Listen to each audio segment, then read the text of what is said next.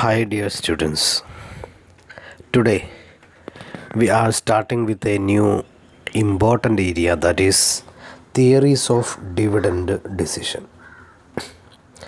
There are two categories of dividend decisions, that is dividend relevance theories and dividend irrelevance theories. The first category is dividend relevance theory. As the name indicates, dividend payment is relevant. So, as per this theory, the payment of dividend is relevant. DP ratio means dividend payout ratio. Dividend payout ratio is relevant. It will affect the market price of share. The dividend decision from the part of the company is important. It will affect the market price of share. It will affect the value of the firm. Okay, this is the peculiarity of dividend relevance theories.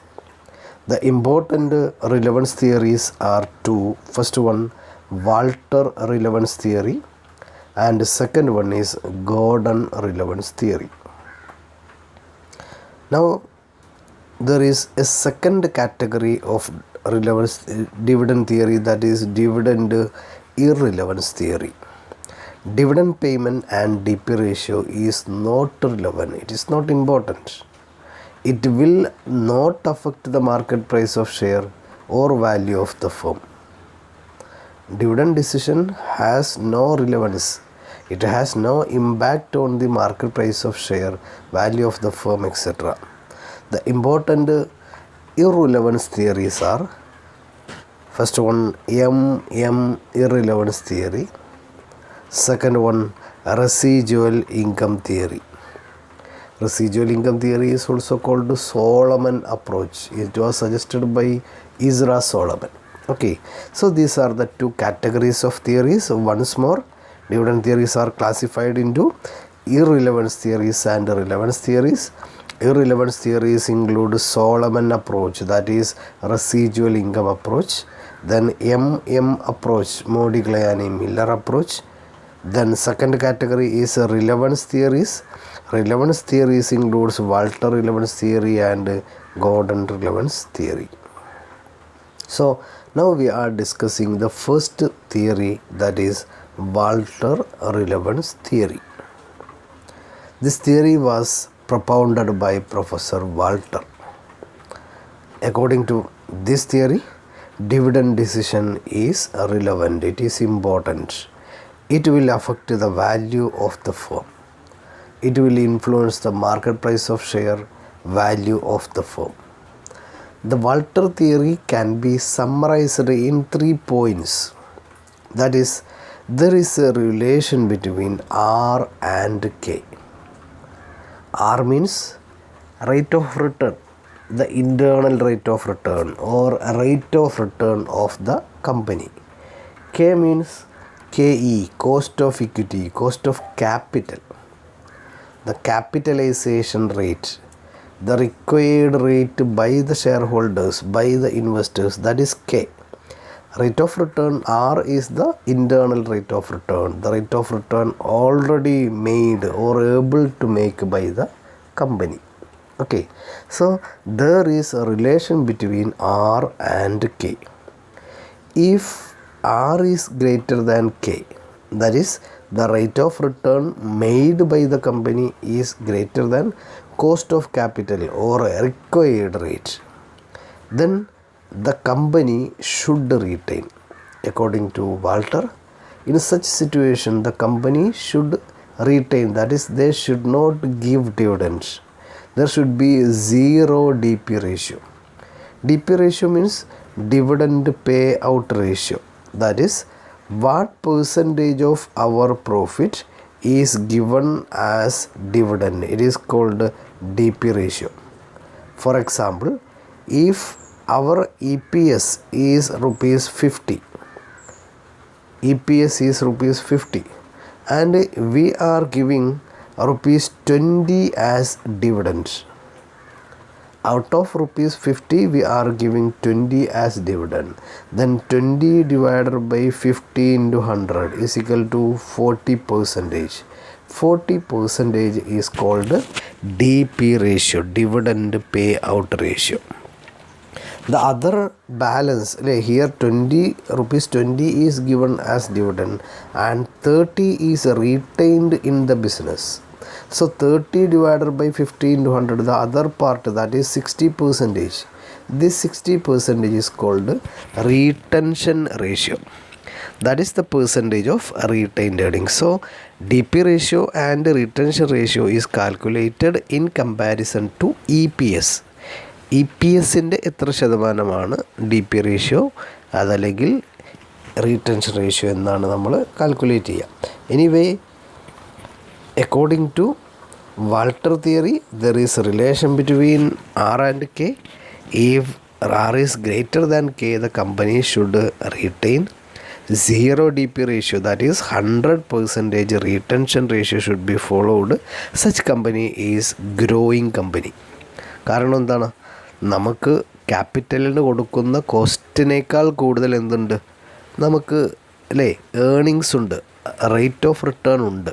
അപ്പം അതുകൊണ്ട് തന്നെ നമുക്ക് excess ആയി ഒരു amount ഉണ്ടായിരിക്കാം. ആ amount നമ്മുടെ ബിസിനസ്സിൽ റീറ്റെയിൻ ചെയ്യും തോറും നമുക്ക് ഗ്രോത്ത് ഉണ്ടാവും. So such companies are growing companies. Secondly, if R is less than K, rate of return, internal rate of return കോസ്റ്റിനേക്കാൾ കുറവാണെങ്കിൽ അതിൻ്റെ അർത്ഥം എന്താണ്, ഷെയർ ഹോൾഡേഴ്സിനുള്ള റിട്ടേൺ കൊടുക്കാൻ പോലും ക്യാഷ് കിട്ടുന്നില്ല എന്നുള്ളതാണ്.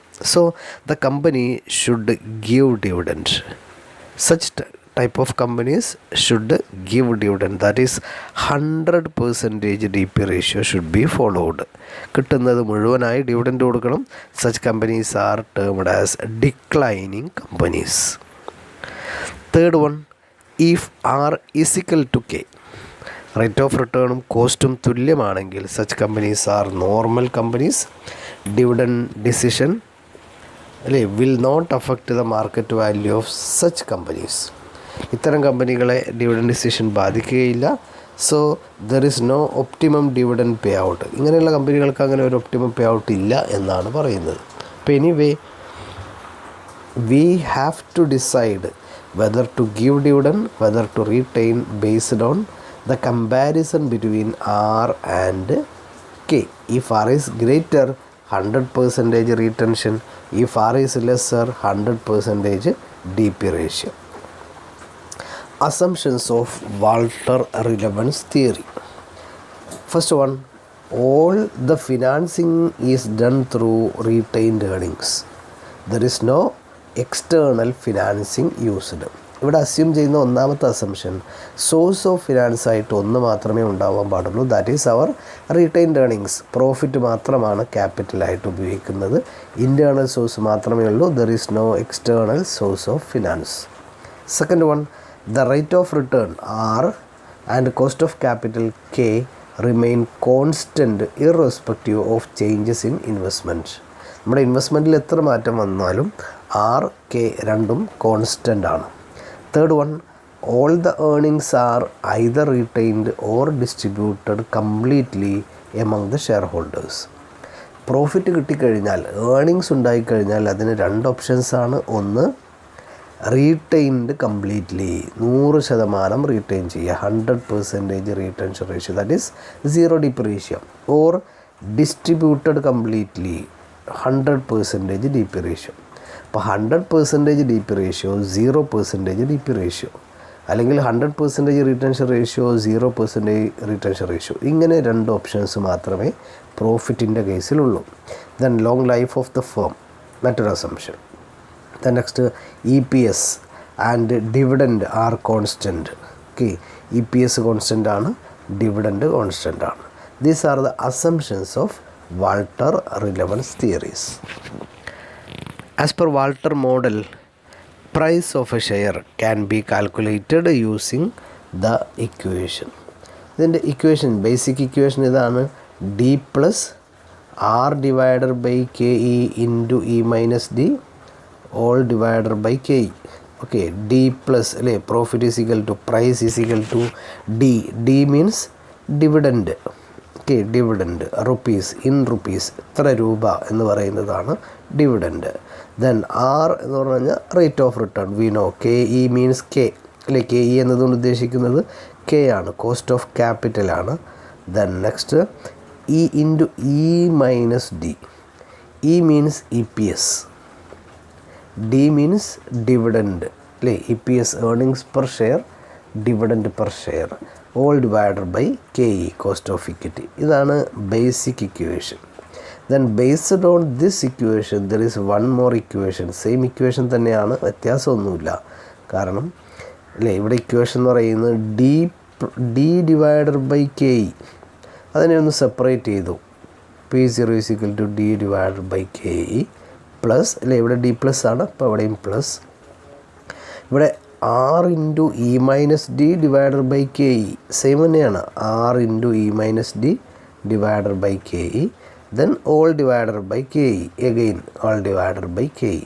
ഓക്കെ, സെയിം ഇക്വേഷനാണ്. അപ്പോൾ നമുക്ക് ആക്ച്വലി ഇങ്ങനെ ഒരു ഇക്വേഷൻ വെറുതെ നോക്കേണ്ട ആവശ്യമില്ല. Then this is our equation.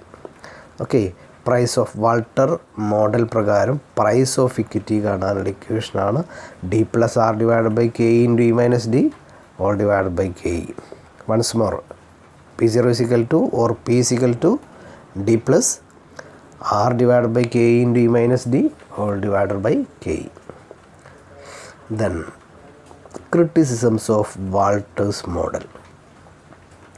First one, the basic assumption that financing through retained earnings only is not true. Firms raise funds by external financing also. ഒറ്റ സോഴ്സ് മാത്രമേ ഉള്ളൂ, അത് ഇൻറ്റേർണൽ സോഴ്സാണ്, റീറ്റൈൻഡ് ഏർണിങ്സ് ആണ് എന്ന് പറയുന്നത് ശരിയല്ലല്ലോ. There are external sources, share, debenture, bond എന്ന് പറഞ്ഞാൽ ഒരുപാട് എക്സ്റ്റേണൽ സോഴ്സുകൾ ഉപയോഗിക്കുന്നുണ്ട്. അപ്പോൾ ഫസ്റ്റ് അസംഷൻ ശരിയല്ല. Second, the internal rate of return also does not remain constant. Internal rate of return ഉദ്ദേശിക്കുന്നത് ആർ, റേറ്റ് ഓഫ് റിട്ടേൺ അല്ലേ, ആർ റിമെയിൻ കോൺസ്റ്റൻറ്റ് എന്ന് നമ്മളൊരു അസംഷൻ പറഞ്ഞിരുന്നു. That assumption is not true അല്ലേ. ഒരു ഫേമിൻ്റെ റേറ്റ് ഓഫ് റിട്ടേൺ എന്ന് പറയുമ്പോൾ അതിൻ്റെ ഓപ്പറേഷൻ അടിസ്ഥാനമാക്കിയിരിക്കും. So thus another assumption is not true. Then next is the assumption that cost of capital will remain constant is not true.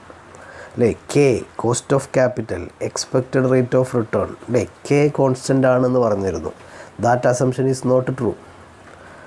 Okay, these are some of the criticisms of Walter model. Okay, then we will go through some problems in the next video. Okay, thank you very much.